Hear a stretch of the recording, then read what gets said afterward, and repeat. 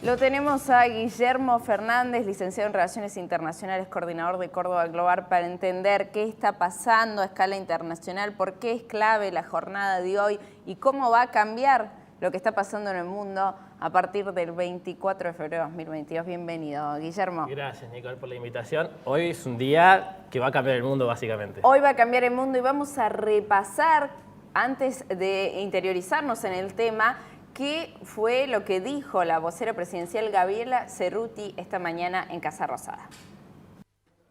Muy buenos días a todos y a todas. Hoy vengo a comunicarles la posición oficial del gobierno argentino con respecto a la situación en Ucrania. Argentina reitera su firme rechazo al uso de la Fuerza Armada y llama a Rusia a cesar las acciones militares en Ucrania.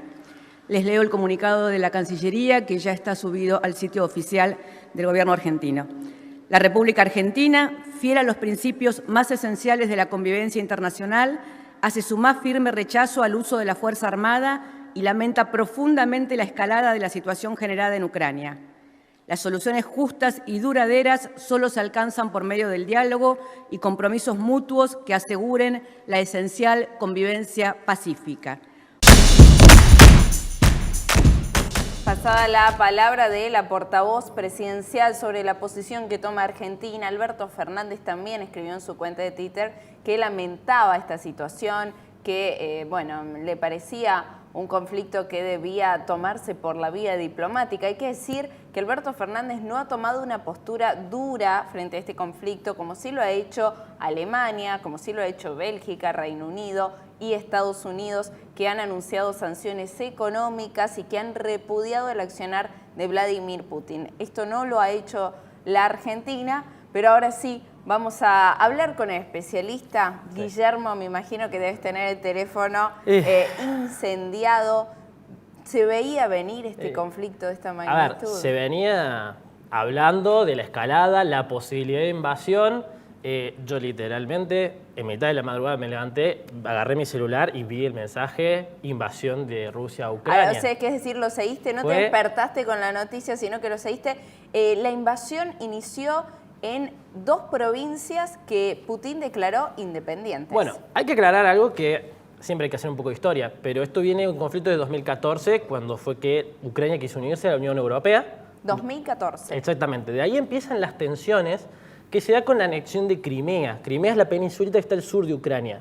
Perfecto. Rusia se la anexiona unilateralmente, la toma. Argentina se declara también en contra de eso, porque sigue el principio de Malvinas. O sea, nosotros no reconocemos a los británicos en Malvinas, con esta idea de ellos no pueden elegir si son una población implantada. Es decir, que no reconocimos en ese momento la posición de Ucrania. Tenemos mapas donde la posición muestran rusa, la posición rusa. Sobre Crimea. Sobre Crimea. Y ahora, nuevamente, ¿qué pasa con esta situación?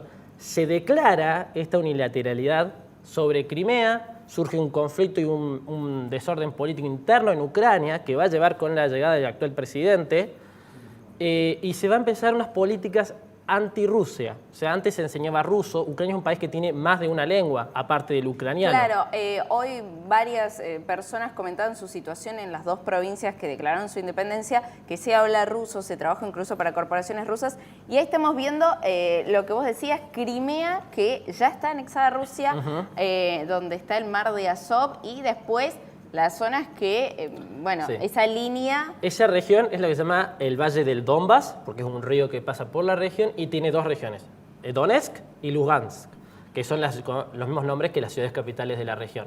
Ambos lugares tienen una gran población rusa, o sea, hablan ruso, son étnicamente rusos. Desde el lado de América nosotros no identificamos muy bien la diferencia entre ucraniano y ruso, escuchamos ucraniano y escuchamos ruso, nos suena igual, pero hay ciertas diferencias. La cuestión es que Ucrania como tal comparte mucha historia con Rusia. Uno puede encontrar al Estado ruso, Estado ucraniano, como lo tenemos actualmente recién en el siglo XX. Anteriormente eso la historia estaba íntimamente unida con el Imperio Ruso. Es decir, que podemos tomar el inicio de este conflicto bélico también por la intención de Ucrania de separarse de ese régimen y anexarse a la Unión Europea. Es una cuestión ideológica y no territorial. Exactamente, estamos pensando no el hecho tampoco de decir anexionarse, porque eso implicaría dominio y control contra voluntad, sino formar parte, unirse a la Unión debido a todos los beneficios que esta trae. La cuestión es que también la Unión Europea era un poco reticente a la Unión porque implica, tenés que tener un nivel de corrupción muy bajo, Ucrania no cumplía del todo esos requisitos, debía tener una economía bastante estable, que era lo mejor que tenía, había estabilizado bastante su moneda y su economía para poder formar parte. Pero la cuestión es que la influencia rusa está ahí, está siempre, y la cuestión estalla porque en los 90, cuando la Unión Soviética implosiona y surgen todos sus estados, aparecen tres en la costa del Mar Báltico, que son Estonia, Letonia y Lituania. Estos tres estados muy chiquititos y muy débiles de por sí, a principios del 2000, una vez que estabilizaron su política interna, aplicaron para unirse a la Unión Europea, se unieron y al poco tiempo se unieron a la OTAN, que es la Organización del Tratado del Atlántico Norte, que es una alianza militar de los aliados de Estados Unidos. Y eso es lo que Rusia no quiere, porque te unís a la Unión Europea, básicamente te vas a unir a la OTAN poco después. Bueno, ese es el conflicto. Por ahora la OTAN no ha dicho que no va a desplegar sus fuerzas en Se declaró en contra, sí. Abogó por una cuestión de paz y no intervienen por una cuestión más técnica de lo que es el Tratado del Atlántico Norte. No pueden atacar ellos, es una alianza defensiva más que nada. Pueden intervenir, sí, pero no atacar directamente. Además es que existe otro organismo que se llama OTAN más Rusia, que esa está paralizada desde 2014, que era una instancia de colaboración entre Rusia y la OTAN. Claro, bueno, ahí estamos viendo las zonas que están actualmente bajo control ucraniano y las que están las autoproclamadas de Donetsk y Lugansk. Actualmente no cuenta Ucrania con este respaldo militar por el cual vos hablás, debido a distintos tratados internacionales. Actualmente, en la tarde de hoy, en la hora argentina, ucranianos contaban que se unían voluntariamente al ejército sin tener conocimiento de armas. El ejército ucraniano tiene mucha conformación femenina y voluntaria, por ejemplo, porque bueno, están sumándose para defender a su país. Hay varias regiones que han sido afectadas, digamos. La guerra y la intervención ha salido de esta zona y ahora está hacia el norte de Kiev con, digamos, lo que eso implica llegar a la capital del país. Una de las implicancias más importantes fue Chernobyl, porque la región, la área de exclusión de Chernobyl, que es la zona con más radiación, fue atacada, fue bombardeada con artillería rusa. Algunos medios, hay que tener en cuenta que en la guerra no se tiene la información de una y saber bien qué realmente pasó hasta después de los hechos. Habría sido bombardeada la región, otros medios dicen que no, pero lo que sí se sabe es que ya está bajo dominio ruso y que está a 3 horas de viaje en auto de Kiev, o sea, está muy cerquita. Fue una guerra que empezó de 3 frentes directamente a Ucrania. Una por el lado de lo que estamos viendo de Donetsk y Lugansk, que ya penetraron por ahí. Otra es más sobre la frontera rusa hacia el noreste, y Crimea, naturalmente. Pero Rusia tenía tropas en la frontera con Bielorrusia, que es aliado de Rusia, y en la región de Transnistria, que es una región que está en conflicto con Moldavia, que queda al oeste. O sea, sí, aquí estamos viendo, claro, la zona que vos estás diciendo cercana a Kiev, donde los ciudadanos ucranianos tratan de escapar y la verdad que es compleja la zona. No hay actividad aérea, los aeropuertos han sido tomados, lo que le suma conflicto a una Ucrania que vos describías en sus características, quizás no tenía la preparación como tiene Rusia misma. Rusia apostó principalmente por un ataque a la Fuerza Aérea Ucraniana, la cual hasta el momento de los hechos ha avanzado bastante, especialmente porque Rusia está con los nuevos aviones Sukhoi, que los ha usado en Siria, probándolos básicamente para poder mejorarlos. ¿Y está el temor de un ataque nuclear? ¿Lo ves factible? No, el ataque nuclear es un arma disuasoria como tal y solo uno la llegaría a usar contra otra nación nuclear de por sí. Ucrania no es una nación. Hay que tener en cuenta este punto. Ucrania no es nuclear, además de que tiene 44 millones de habitantes, tiene más o menos la misma cantidad que nosotros. Uno cuando sabe la población puede sacar una deducción de cuánto es su potencial militar, o sea, cuántas tropas va a tener. Entonces, 44 tenés menores que no pueden ir. ¿Cuántas personas habitan en Ucrania? 44 millones. ¿44 millones? 44, 40, por ahí anda el número, porque es un censo viejo.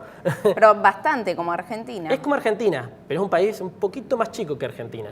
Mientras que Rusia tiene 140 millones de habitantes, o sea, tiene 100.000 más. No, 100 millones más de habitantes que Ucrania. O sea, su potencial de tropas es mayor, además de que su armamento es mayor.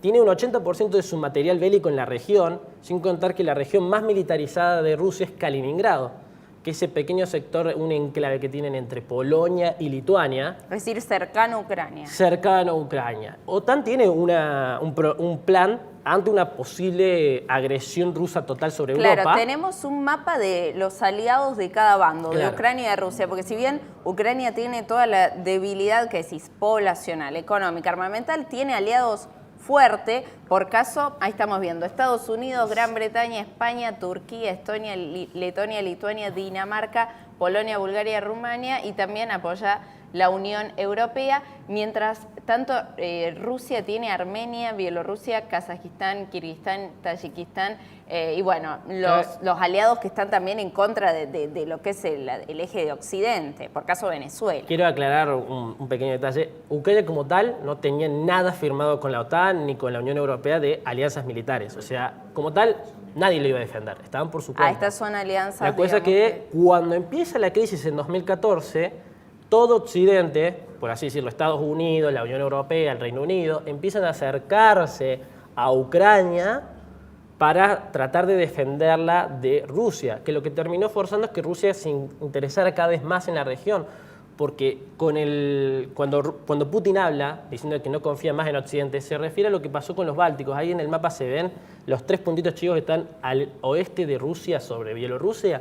Sí. Esos son Estonia, Letonia y Lituania. ¿Que corren riesgo hoy? No corren riesgo porque forman parte de la OTAN. A Rusia se le ocurre invadir Estonia, activa todo el sistema de la OTAN, donde tenés Francia, Reino Unido, ¿puede pasar? Estados Unidos. No va a provocar a la OTAN. Vos decís que Rusia no. Por eso con Ucrania se metió, porque Ucrania no formaba parte de la OTAN. Y Estados Unidos tampoco tenía interés de sumar a Ucrania en la OTAN porque le iba a provocar a Rusia. Es decir, que por el momento no tenemos tanta posibilidad de que este conflicto se globalice, pero lo que está pensando acá cualquiera que ve nuestro programa, que está al tanto de estas noticias, es qué va a pasar con Argentina y con el resto del mundo. Podemos tener, algunos hablan de una tercera guerra mundial, otros hablan de una posible alianza de Argentina con el régimen oriental. ¿Cuáles son las posibilidades? Bueno, la realidad, y esto, bueno, es medio futurología, así que no sé qué va a pasar a ciencia exacta, pero Argentina como tal siempre se declaró en contra de todo lo que es agresión. Nosotros siempre formamos como un bloque de países pacíficos, no queremos que haya conflictos de guerra, a pesar de que en nuestra historia hemos tenido muchas guerras. Ante la cuestión rusa nosotros siempre nos mantuvimos del lado anti-Estados Unidos, más que nada con el gobierno kirchnerista. Sin embargo, cuando se dio Crimea... por ejemplo, en las redes sociales de Alberto Fernández, una de las últimas imágenes es estrechándole el brazo a Putin en su último viaje a Rusia. Claro, ¿no? Pero el tema está que con Crimea, cuando se dio Crimea, empezamos a tener un quiebre. A tal punto de que Rusia apoyaba nuestra reclamación sobre Malvinas y cuando se dio Crimea dejó de apoyarla. O sea, en ese sentido nosotros nos distanciamos en lo estratégico geopolítico. Nosotros volvimos a rechazarlo de Donetsk y Lugansk porque Argentina ve como una población implantada la población rusa en la región. Que es lo que pasa en Malvinas, o sea, a nivel ejemplo, la para cuestión nosotros es que una situación cuando uno similar. quiere saber por qué hay rusos en Ucrania, fue una política de la época soviética. Era muy común en la época soviética que se movieran poblaciones para tratar de afianzar todo el sistema y el régimen. Hay un montón de ucranianos, el 17% de la población rusa es ucraniana, es de origen ucraniano. O sea, están bastante cerca ellos también. Entonces, es difícil de ver cómo Argentina podría apoyar la geopolítica rusa cuando es demográfica. Piensa en la población que tiene. Le hace presión a otros países con políticas similares como es Kazajistán. La cosa es que los kazajos están más afinados a la política rusa. Todo el norte de Kazajistán, un país que es turco, porque étnicamente es túrquico, pero hablan otro idioma, kazajo, tienen segundo idioma ruso. Todo el norte de Kazajistán es rusa. Ya, viene de hace rato. Así esta que política. bueno, sí, no, quizás no hay una amenaza latente inmediata, pero sí hay muchas naciones involucradas. Te agradecemos, Guillermo, por haber explicado en tan pocos minutos un conflicto que lleva años y que involucra a tantos países. Sí. Por supuesto, los invitamos a seguir en las redes sociales de Córdoba Global, un centro de estudios donde, aparte de informar minuto a minuto, dan clases sobre este tema. Sí, para hablamos de quien política internacional mucho. Tenemos un canal de Twitch donde hablamos de política internacional. Y ya hablamos sobre Ucrania. Ahí se viene el streaming, entonces, sí, en el canal tenemos de Twitch. El streaming, lo hemos hecho, un par de especiales de Ucrania, y lo tenemos en nuestro canal de YouTube. Perfecto, bueno, muchísimas gracias. Un panorama internacional, cómo es la posición de Argentina, cómo es la posición de la Unión Europea, de Estados Unidos y qué está pasando en Ucrania. Lo acabamos de resumir acá en Los Turelos. Gracias de nuevo, Guillermo. Gracias, Nick.